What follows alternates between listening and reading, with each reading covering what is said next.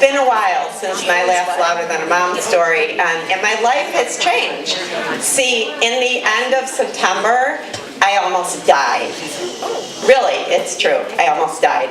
I came within 30 minutes of being in a coma, or brain damage, or death.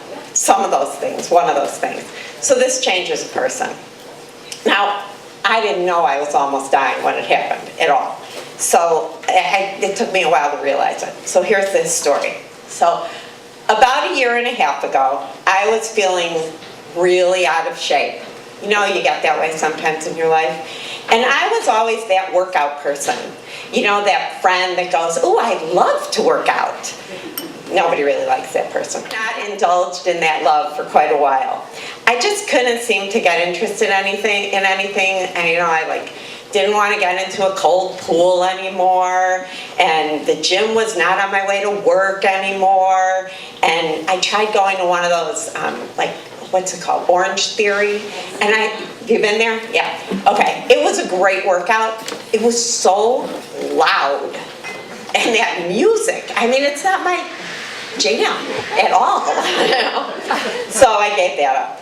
So anyway, there's always an excuse. And then a friend convinced me to come to his yoga class. I hadn't done yoga in quite a while, but it seemed to be just what I needed. It was great. It was in the park. It was yoga. It was hard work, but kind of slow paced, and there was a little in there and a little spirituality, and I had a workout buddy. So within a month, I was at it. I was back in my jam, right?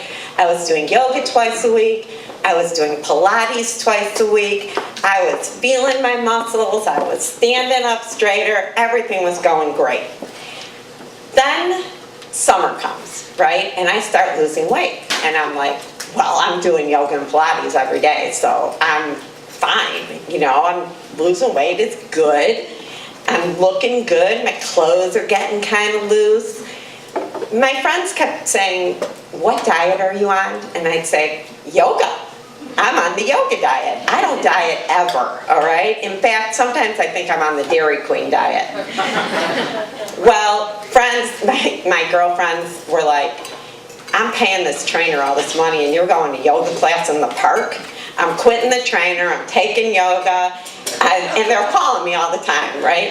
So now I keep losing weight. I'm losing weight and losing weight. Being a woman of a certain age, although we never really grow up, people would notice I was losing weight, and they would say to me, "Are you okay?" And I would jokingly say, "You know, if I were in my 20s and losing weight, you would say you look great. Just because I'm in my 50s and losing weight, you don't have to say, 'Are you okay?'" So I laughed at this all the time. And then it turns out, the losing weight thing kind of went a little bit too far. And in September, I started getting really, really tired. Well, my son, who's 15, has been homeschooled for 4 years, and he just started high school. And now, after our leisurely homeschool, get up whenever you want to, I had to get up at 6 in the morning and drive him to school. That is also not my jam, all right? I am that, and by the way, this is my only reference to the early bird in the entire story. Okay, so, but I pushed through like we do, because we're women, right? And I got him to school every morning, and then I would have to come home and take a nap. So this went on for quite a while, and then my friends intervened. I guess I had lost too much weight. I don't own a scale, so I don't know how much I lost.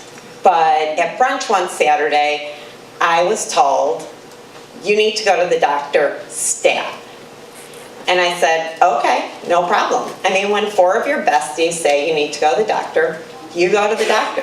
Especially when one of your besties is this really great looking physical therapist from South Africa with this awesome accent. Somehow somebody telling you you look sick and have to go to the doctor with a great accent just makes it work better.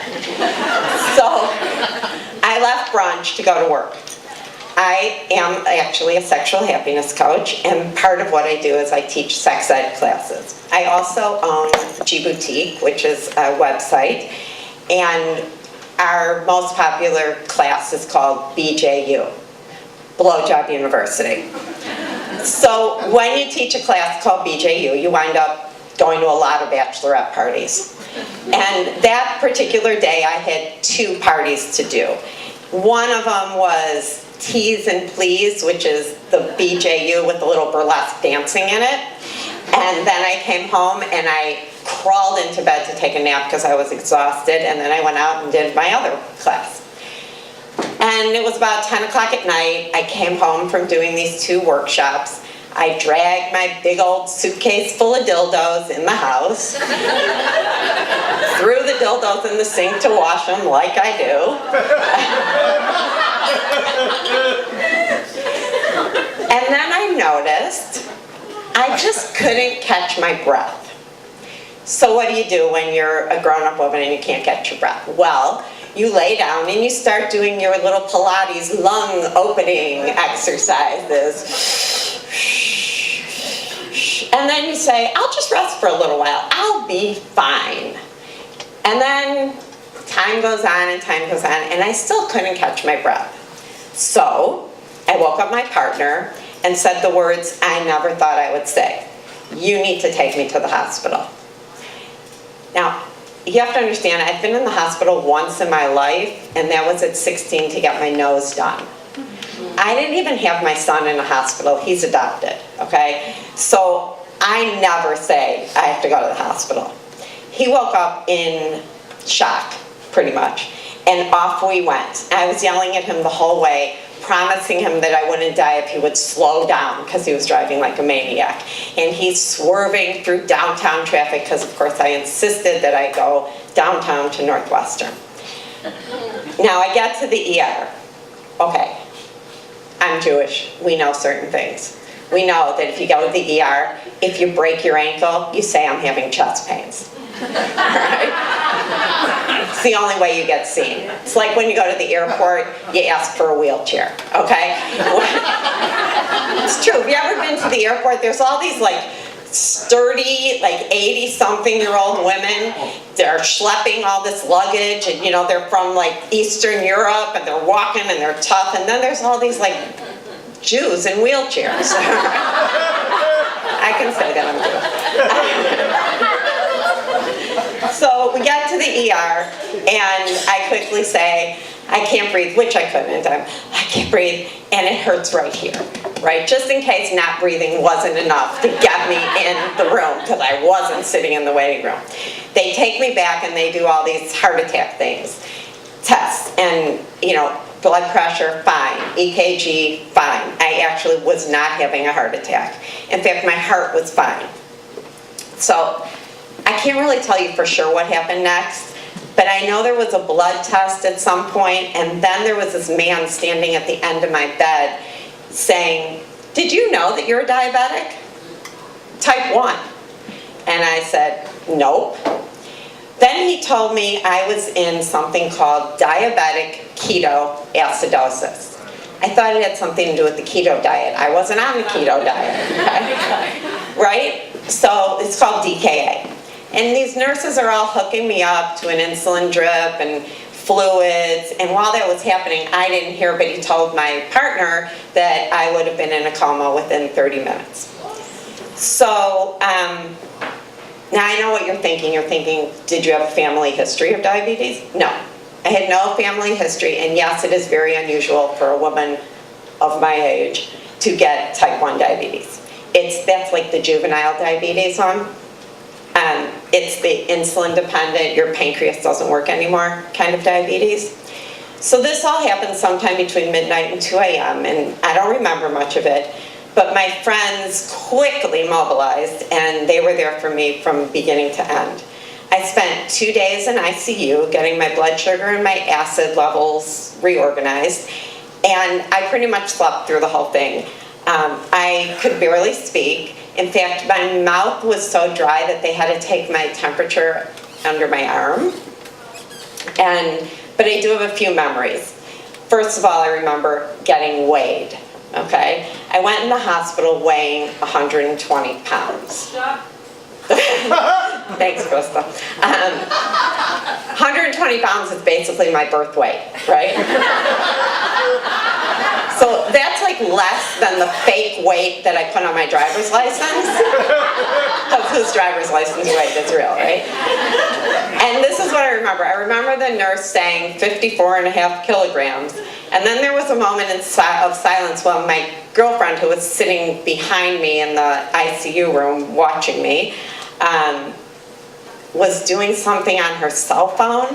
And then I hear her say from behind me, "That's 120 pounds, you bitch." So I also remember those socks. Hospital socks? Yeah. They're the worst, okay? I know, somebody likes them, all right. They have that anti-slip stuff on the bottom. They kept putting them on me and I kept taking them off and throwing them around the room. But mostly I remember that every single time I opened my eyes, there was a friend or a family member there watching me. My friends and family are the absolute best team you could ever want. Although I'm pretty sure that I kind of scared the shit out of all of them, I was never scared or not even a little bit worried. I was in a great hospital with amazing nursing care. I was surrounded by people who loved me. I thought this was a recipe for success. And it was. After 2 days, my blood levels normalized. I woke up. I could stand up. I was ready to move to a regular room and just begin my journey of learning how to be a type 1 diabetic. It was at that point that I looked in the mirror and I realized that 120 did not look so great on my 5'8" body. What was I thinking? It's funny because looking back, I ignored so many signs, and I guess that's why I do want to tell my story. I mean, just a couple of weeks earlier, I'd been in a grocery store, and before I checked out, I grabbed a big bottle of water, and I drank the whole bottle of water in the checkout line. And I thought to myself, wow, I'm really thirsty. That's like what diabetics do. Psh, I can't be a diabetic. Right? Because nobody in my family is a diabetic. Now, about 3 weeks after I got out of the hospital, I was reading a book about diabetes, and I got to this line that said, about 50% of people who go into DKA don't come out of it. And I went, wow, I guess it was pretty serious. So this has now been quite a journey. I count carbs. I calculate insulin injections. I take my blood in my fingers. I got little dots all over my fingers. And I try to figure out how to keep my blood sugar normal. It's an hourly learning experience. I just was in the bathroom taking my blood right before I came up on stage. But my attention has been focused a lot more on me. And if there are any other moms out there, this is a good thing. This is not a bad thing. What have I learned? I've learned that my life is more important than Dairy Queen and cookies, most of the time. I've learned that my body actually wants to be healthy, and I just need to cooperate. And I've learned that I have a lot more to say in my grown-up life. So I'm doing really well. This is time for the costume change.